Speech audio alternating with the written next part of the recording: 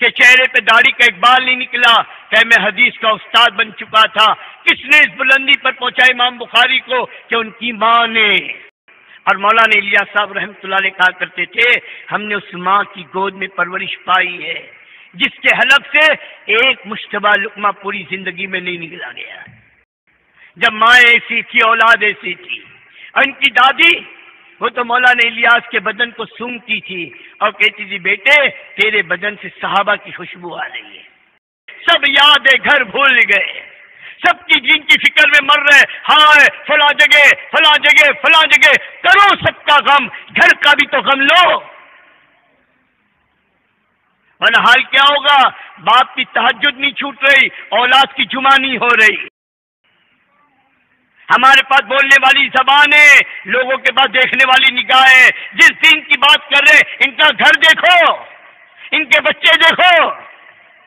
دین کی بات کر رہے ہیں، تبلیغ کی بات کر رہے ہیں، اور دین ڈنڈے سے نہیں آئے گا، مار پیٹ سے نہیں آئے گا، اس سے تو ضد آئے گی۔ آپ نے ڈنڈے سے دین لانا چاہے نا تو بچوں نے کھڑکی سے دیکھا ابا آ رہے ہیں ٹوپی، اور ابا نہیں ٹوپی غائب۔ آج کی نسلوں کی بربادی، آج کی معاشرت کی بربادی، آج کی بے حیائی کا ماحول، خدا کی قسم ہماری غفلت کی نحوست ہے۔ گھر کو آگ لگی ہے گھر کے چراغ سے، ہر چیز کی ذمہ داری کا احساس ہے، بحیثیت اللہ کے نبی کا امتی ہونے کے اپنے گھر کی ذمہ داری کا احساس نہیں ہے۔ اس کے کپڑوں کی فکر، اس کے چپل کی فکر، اس کے جوتوں کی فکر، اس کے ناک کی میرے دوست بزرگوں کان کی بالیوں کی فکر نہیں ہے تو اپنی اولاد کی، اپنی بیوی بچوں کی، دین کی فکر نہیں ہے۔ اور یہ فکر ہماری ذمہ ہے دوستوں۔ آج وقت ہے کر لو، آج وقت ہے کر لو، آج وقت ہے بنا لو۔ علماء نے لکھا ہے جس نبی کی نبوت کی محنت میں عورتوں نے ساتھ دیا ہے، ان کی محنت چلی ہے، ان کی محنت بارآور ہوئی ہے، اور جس نبی کی محنت میں ان کی عورتوں نے ساتھ نہیں دیا، اس نبی کی نبوت زیادہ میرے دوست کارآمد نہیں بن سکی۔ نوح علیہ السلام نے 950 سال محنت کی، 40 یا 45، 80 یا 82۔ کیوں؟ گھر کا ماحول خلاف ہے، گھر میں دین نہیں۔ اسی عذاب میں اللہ نے بیوی کو بھی، ان کے بچے کو بھی اللہ نے ہلاک کر کے بتایا۔ اللہ نے قرآن میں اللہ نے 2 عورتوں کا تذکرہ کیا ہے، ایک طرف نبی کی بیوی اور ایک طرف فرعون کی بیوی۔ اللہ بتلا رہے جو بنا لے فرعون کے گھر میں بھی رہ کر عزت والی ہے، جو اپنے کو نہ بنائے نبی کے گھر میں رہ کر بھی برباد ہے۔ میرے دوستو بزرگوں، یہ مستورات کا کام، مستورات کی محنت، عورتوں کو دین پر لانا، یہ معمولی نہ سمجھو، بلکہ آپ کا اپنے اوپر احسان ہے کہ جب آپ عورتوں کو دیندار بناؤ گے تو میری عورتیں سب سے پہلے آپ کے دین پر چلنے میں معین و مددگار بنے گی، یا آپ کے دین کے کام میں معین و مددگار بنے گی، اور یہ آپ کے بچوں کی دینی پرورش اور تربیت کرنے والی بنے گی۔ ورنہ اولاد کی بربادی خدا کی قسم آج ہم اپنی آنکھوں سے دیکھ رہے ہیں، اور اولاد کی ہم کیا ماحول کا رونا رو رہے، سب ماحول ہی خراب ہو گیا ہے، سب ماحول ہی گندا ہو گیا ہے، سب ماحول ہی بیہودہ ہو گیا ہے۔ ماحول کو ہم بلیم کر رہے ہیں، حالانکہ ماحول کا قصور نہیں ہے، یہ گھر کا قصور ہے۔ اور یہ میں نہیں کہتا، حدیث ہے، جناب رسول اللہ صلی اللہ علیہ وسلم فرماتے ہیں ہر بچہ فطرت سلیم پر پیدا ہوتا ہے، اللہ کسی بچے کو بے ایمان نہیں پیدا کرتا۔ پھر اسے بے ایمان کون بناتا ہے؟ کہ اس کے گھر کا ماحول۔ ماں یہودی ہے، اولاد یہودی بن رہی، ماں عیسائی ہے، اولاد عیسائی بن رہی ہے، ماں مشرک اور بے ایمان ہے، اولاد مشرک اور بے ایمان بن رہی ہے۔ میں پوچھتا ہوں کہ ایک مسلمان ماں باپ بھی اپنی اولاد کو مسلمان بنا رہے ہیں، اسے دین دے رہے ہیں، اسے نبی کی زندگی دے رہے ہیں، اسے قرآنی تعلیمات دے رہے ہیں؟ اسی لیے علماء نے لکھا ہے جیسی ماں ہوگی ویسی اولاد ہوگی۔ ختیجہ جیسی ماں ہے، فاطمہ جیسی اولاد ہے، فاطمہ جیسی ماں ہے، حضرت حسن اور حسین جیسی اولاد ہے۔ یہ ماں کی پرورش، یہ ماں کی تربیت۔ امام بخاری کو امام بخاری بنانے والی کہ ان کی ماں ہے، ماں کے چہرے پہ داڑھی کا ایک بال نہیں نکلا کہ میں حدیث کا استاد بن چکا تھا. کس نے اس بلندی پر پہنچا امام بخاری کو؟ کہ ان کی ماں نے.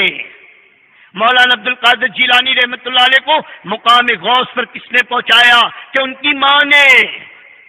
حضرت نظام الدین اولیاء کو محبوب سبحانی کس نے بنایا؟ کہ ان کی ماں نے. مولانا بختیار کاکڑی رحمۃ اللہ علیہ کو اس بلندی پر کس نے پہنچایا؟ کہ ان کی ماں نے. اور مولانا الیاس صاحب رحمۃ اللہ علیہ کہا کرتے تھے ہم نے اس ماں کی گود میں پرورش پائی ہے جس کے حلق سے ایک مشتبہ لقمہ پوری زندگی میں نہیں نکلا گیا. جب ماں ایسی تھی اولاد ایسی تھی. ان کی دادی وہ تو مولانا الیاس کے بدن کو سونگتی تھی اور کہتی تھی بیٹے تیرے بدن سے صحابہ کی خوشبو آ رہی ہے. جب ماں ایسی تھی اولاد ایسی تھی. آج کی ماں فیشن کی دیوانی، آج کی ماں کپڑوں کی دیوانی. جو ماں خود کھڑے رہ کر پانی پیے اس کی اولاد بیٹھ کر پانی پی سکتی ہے؟ جس ماں کے سر پہ خود دوپٹہ نہیں اس کی اولاد سر ڈھانک سکتی ہے؟ جو ماں گھنٹوں اپنے ایمان کو برباد کر رہی ہے اپنے بچوں کو گود میں لے کر بٹھا کر، کیا اس کی اولادوں میں شرم آ سکتی ہے؟ گھر کو آگ لگی ہے گھر کے چراغ سے دوستو. ہمارے ذمے سب یاد ہے گھر بھول گئے. سب کی جن کی فکر میں مر رہے ہائے فلاں جگہ فلاں جگہ فلاں جگہ. کرو سب کا غم، گھر کا بھی تو غم لو. ورنہ حال کیا ہوگا؟ باپ کی تہجد نہیں چھوٹ رہی، اولاد کی جمعہ نہیں ہو رہی. مرد سراپا سنت میں غرق ہے، عورت کے سر پہ دوپٹہ بھی نہیں ہے. ہمارے پاس بولنے والی زبانیں، لوگوں کے پاس دیکھنے والی نگاہیں. جس دین کی بات کر رہے ان کا گھر دیکھو، ان کے بچے دیکھو.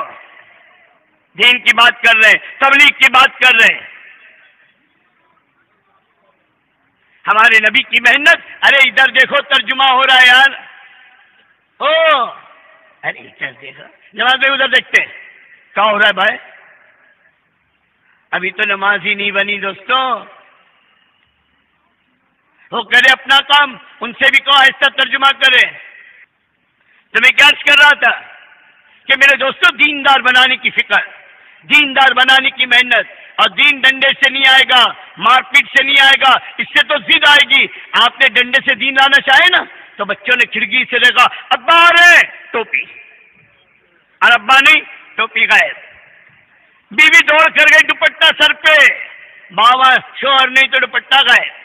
یہ منافقت ہے، اور یہ منافقت ہماری مار پیٹ کی وجہ سے ہوئی ہے. دین اوپر سے تھوپنے کا نام نہیں ہے، دین اندر سے قبولیت کا نام ہے. اتنا شوق اللہ نے حق کے قبول کرنے کی استعداد مرد سے زیادہ عورت میں رکھی ہے.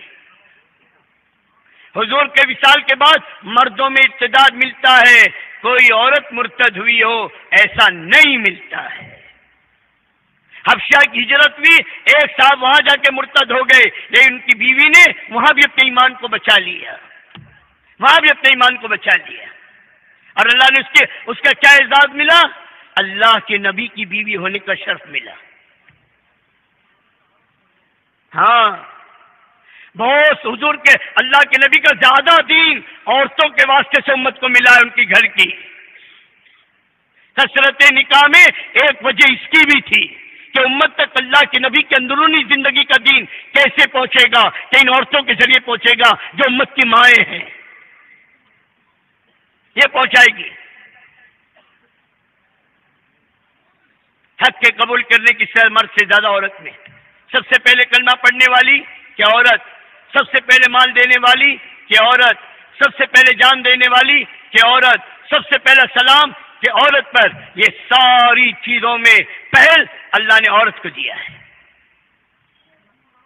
ہاں قیامت تک کہ اللہ کے نام پر جتنی جانے جائے گی سب کا اجر سب حضرت سمیہ کے نام عمل میں کہ جان دے گی.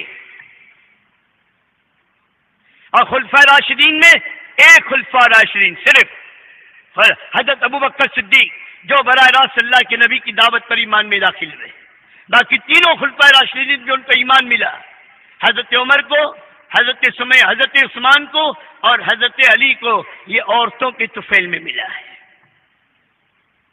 کس کے طفیل میں؟ حضرت عمر کی ہدایت کا ذریعہ کہ ان کی بہن بنی، بہن کی استقامت نے عمر جیسے شخص کے دل کو پسیج دیا. حضرت عثمان کی ہدایت کا ذریعہ ان کی خالہ بنی. کتابوں میں اشعار موجود ہے تو صحابہ میں، یا عثمان یا عثمان، شریف باپ کا بیٹا، سمجھدار باپ کی اولاد، تجھے کیا ہوا؟ مکہ کی گلیوں میں آواز لگی ہے اللہ کے دین کی طرف بلایا جا رہا ہے اور تو نے ابھی تک کلمہ نہیں پڑھا. یہ خالہ کے شان نے مجبور کیا.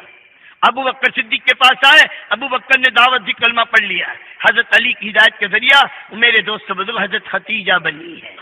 اور علماء نے لکھا ہے حضرت عثمان اور عمر کو بھی جو ایمان ملا ہے اس میں بھی حضرت خدیجہ کا حصہ ہے. حضرت عمر کی بہن حضرت خدیجہ کی سہیلی، حضرت خدیجہ کی دعوت پر عمر کی بہن نے کلمہ پڑھا. عثمان رضی اللہ کی خالہ حضرت خدیجہ کی سہیلی، اور ان کو بھی ایمان جو ملا حضرت خدیجہ کی دعوت پر ملا ہے. سب میں آگے عورتیں.